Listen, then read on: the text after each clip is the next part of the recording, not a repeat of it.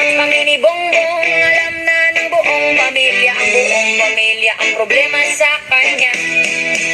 Sa totoo lang mababasa naman na lahat ang mga testimonya ng aking ama patungkol sa kanyang ugali at gawain noon. Dahil may tatay pa kami, hindi ko pa siya responsibilidad. Noong tumatanda, mas naging nakakabahala. Batid ko na nagdadrak siya. Nalaman ko at ng pamilya, nalaman ng pamilya. Seryoso ito. Minsan kami ng presidential guarda at metro gompa ang naglilinis tuwing nagpa-party po sila.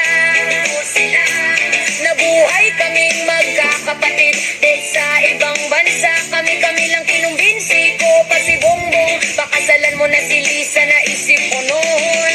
Kapag nag-asawa siya malalagay na sa tahimik at magkakaroon ng direksyon. Ang laki ng pagkakamali ko, mas lumala ang kanyang pagkalulong sa droga.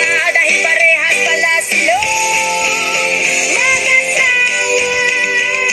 Naging gobernador siya ng Ilocos. Alam ng mga tao doon na halos hindi siya pumapasok tuwing kukumprontahin ko siya.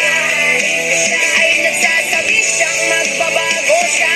Aalisin na niya ang bisyo hanggang sa may nagsumbong na naman sa akin. Nasa pag-gising pa lang sa umaga, kasabay ng almusal. Marijuana para maghapon sila nagiinuman at gumagamit ng cocaine kasama ng asawa at barkada. Hindi ko kakayanin kung mapapahamak ka, kaya hinihingi ko na tayo'y umuwi na mamahinga alang sa iyong kalusugan. Kaya kung mabigo at mawala sa iyo ang posisyon, hindi ko kakayanin kung mapapahamak ka, kaya hinihingi ko na tayo'y umuwi na mamahinga alang sa iyong kalusugan.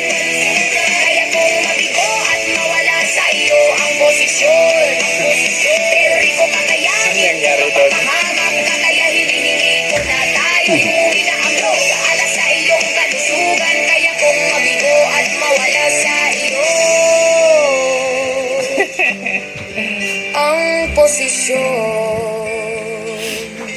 pero hindi ko kayang mawala ka sa amin. Grabe yung AI. Wala yung kanyang kapatid. Di ko